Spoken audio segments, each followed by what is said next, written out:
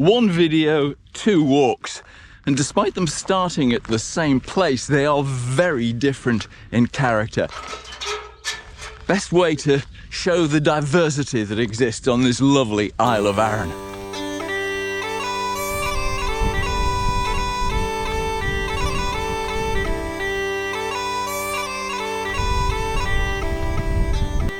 It's a cliche that the Isle of Arran is Scotland in miniature, but cliches tend to be accurate because Arran is.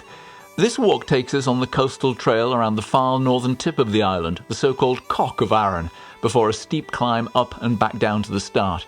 And quickly we reach Hutton's Unconformity, one of the key geological points along our way.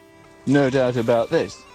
The unconformity is a pattern of rocks that did not conform to the current thinking that the world was 6,000 years old, and you can sort of see it here.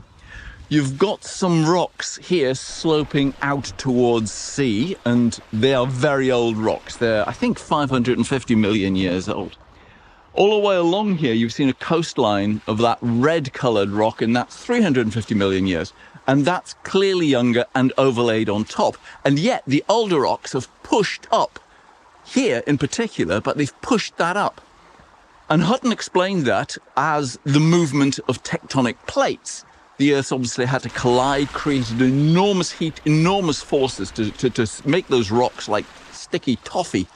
And that could not have happened in 6,000 years. This rock pattern did not conform to current thinking. But imagine that. Imagine having the brain power to look at this and then challenge conventional thinking when everybody else thought one thing and you went, that doesn't fit.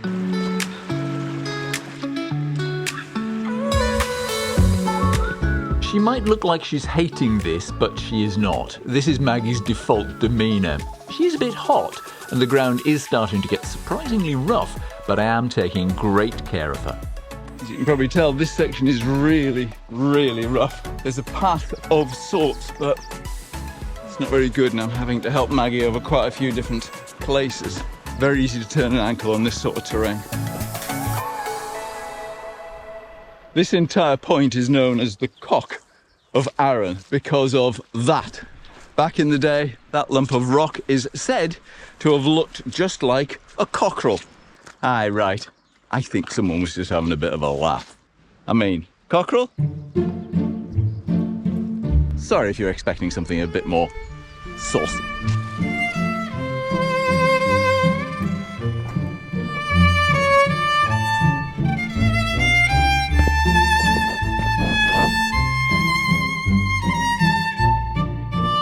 It looks like there was a small community here. I can't imagine it was year-round because the northerly wind here would have been absolutely brutal. But there again, there was a farm, which we'll come to, so maybe it was. You know what? I think I have been here before. And when I get home, I might be able to find a photograph that proves it. It was the same weekend around 30 years ago in a story I wrote and shot for the Great Outdoors magazine. I did the full Glen Rosa horseshoe one day, then knocked off this little walk to make a weekend of it. I wrote at the time Lagan Cottage was a good spot for lunch. 30 years later, it still is.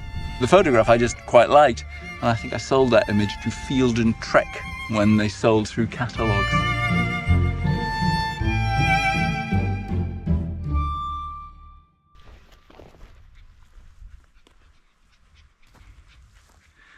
Don't know if you've noticed, but I've made sure that Maggie is always behind me. Chances are adders will be out and sunbathing on the rocks. My feet are going to create vibrations that will scare them off. Hers might not, and a dog being bitten by an adder can be a very painful experience for it. Painful for a human, but really bad for a dog. One of our friends' dog nearly lost a leg. As it is, it lost quite a bit of a front paw. So that's why I'm in front, scaring the snakes away.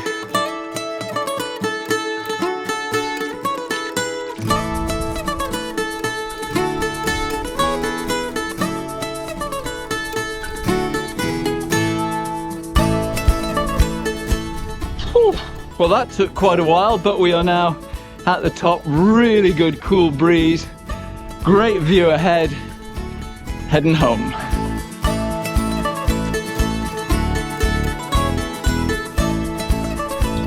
That is the campsite, and across the glen you can see the next walk. And it's going to be quite different because this has been a coastal walk, whereas the next one heads into the hills.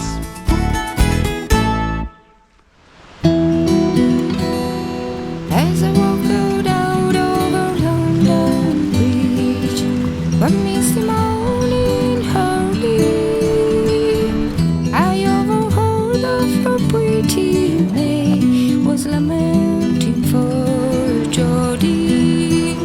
My Geordie will be hanging a golden chain. There is an approach to hiking, and it's not just here in Scotland, that contends that it's not really a good hike unless you manage to tick off a summit. The kind of Munro Baggers list-ticking approach to hiking, and I've done my fair share of it. However, and this wasn't just as I've got older, I found that actually it was the journey that appealed to me, and I would look for old routes that would connect different glens or different towns or different villages. It's the journey is the thing, and that's what I'm doing today. It's longer and higher than the first walk, following one glen to the confluence of streams, climbing a Bealach and then dropping back down to follow the coastal path back to the start. Again, it's a training hike for our July Iceland trip, so I'm deliberately carrying extra weight in my pack.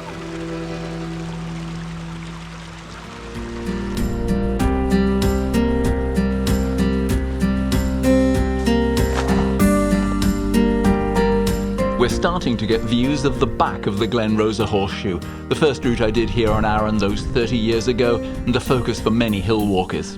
I need to tell you, it is a really tough and very scrambly day. Not something I would do with Maggie or with a very full pack. But it is quite spectacular.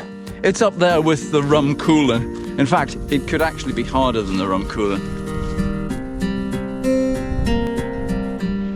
I was talking earlier about liking a journey.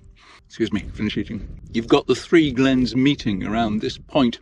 It's not exactly Wordsworth's spokes on a wheel when he described the Lake District, but it's not far off.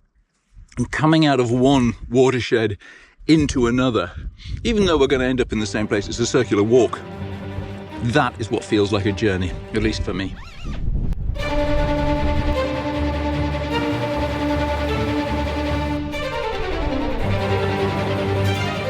We pass swimming pools, take the road past the fishermen's houses known as the 12 Apostles, and then we're on the coastal trail, the muddiest and hardest part of the day actually, to take us back into Lochranza.